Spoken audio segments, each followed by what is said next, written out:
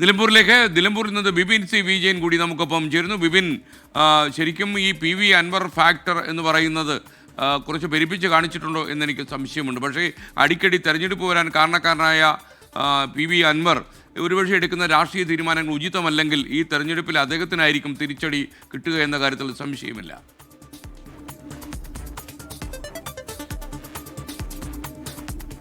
അതെ, തീർച്ചയായിട്ടും. ഇപ്പോൾ CPM-ന്റെ മുതിർന്ന നേതാവായിട്ടുള്ള TK ഹംസ ഇപ്പോൾ 24-നോട് പ്രതികരിച്ച പ്രധാനപ്പെട്ട ഒരു കാര്യം അങ്ങനെ ഒരു ഫാക്ടർ പോലും ഇല്ല എന്നുള്ളതാണ്. കാരണം PV അൻവർ ഈ പാർട്ടി വിട്ട് അല്ലെങ്കിൽ LDF-നോടൊപ്പമുള്ള എല്ലാ ബന്ധങ്ങളും ഉപേക്ഷിച്ച് പോയപ്പോഴും ഒരൊറ്റ സഖാവ് പോലും കൂടെ പോയില്ലല്ലോ എന്നുള്ളൊരു ചോദ്യമാണ് TK ഹംസ ഇന്നലെ ചോദിച്ചത്.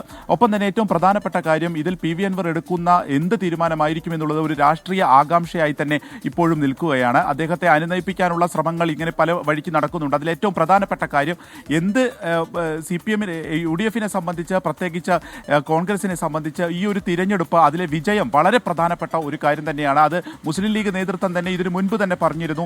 സ്ഥാനാർത്ഥി ചർച്ചകളിലൊക്കെ തന്നെ എന്ത് തീരുമാനം കോൺഗ്രസ് എടുത്താലും അതിനൊപ്പം തന്നെ മുസ്ലിം ലീഗ് നിൽക്കും. പക്ഷേ വിജയ സാധ്യത എന്നതിൽ കുറഞ്ഞ് മറ്റൊന്നും തന്നെ ഉണ്ടാകരുത് എന്നുള്ളത് മുസ്ലിം ലീഗ് ആദ്യം തന്നെ പറഞ്ഞിരുന്നു. ആ രീതിക്ക് തന്നെയായിരുന്നു അതിനുശേഷം ഉണ്ടായിരുന്ന കൺവെൻഷനുകളിലും ഒക്കെയുള്ള ഒരു പ്രചാരണത്തിലെ ഒരു മുൻതൂക്കം ഉണ്ടാവുകയൊക്കെ ചെയ്തത്. ഇപ്പോഴിതാ ഇത് അവസാന നിമിഷത്തിലേക്ക് അത് വരുമ്പോൾ ഏറ്റവും നിർണായകമായ സമയത്ത് PV അൻവർ ഇത്തരത്തിൽ പ്രഖ്യാപിച്ച ഒരു സ്ഥാനാർത്ഥിക്കെതിരെ തന്നെ രംഗത്ത് വരുന്നു എന്നുള്ളത് പിന്നീട് ക്ഷീണമാകുമെന്നൊരു വിലയിരുത്തൽ UDF-നുണ്ട്. അതുകൊണ്ട് തന്നെയാണ് ഈ അനുനയ നീക്കങ്ങൾ നടത്താനുള്ള ഒരു തീരുമാനമുണ്ടാകുന്നത്.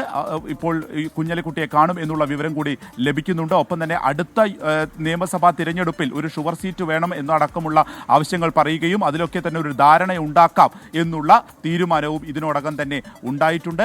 ഒപ്പം ഈ കൺവെൻഷനോട് കൂടി ഒരു തീരുമാനമുണ്ടാകും. 29-ന് തൃണമൂൽ കോൺഗ്രസിന്റെ കൺവെൻഷനുണ്ട്. ഇന്ന് വൈകിട്ട് ഇവിടെ ഇപ്പോൾ ഒതായിലെ അദ്ദേഹത്തിന്റെ വീട്ടിൽ വെച്ചിട്ട് ഒരു മണ്ഡലം കമ്മിറ്റി തൃണമൂൽ കോൺഗ്രസിന് ചേരുന്നുണ്ട്. അതിനുശേഷം അറിയിക്കാം എന്നുള്ളതാണ് പറഞ്ഞിരിക്കുന്നത്. അപ്പോൾ ഇപ്പോഴും സജീവമായി തന്നെ ഈ അനുനയ നീക്കങ്ങൾ നടക്കുന്നു എന്നുള്ളത് തന്നെയാണ് എടുത്തു പറയേണ്ടത്. SK.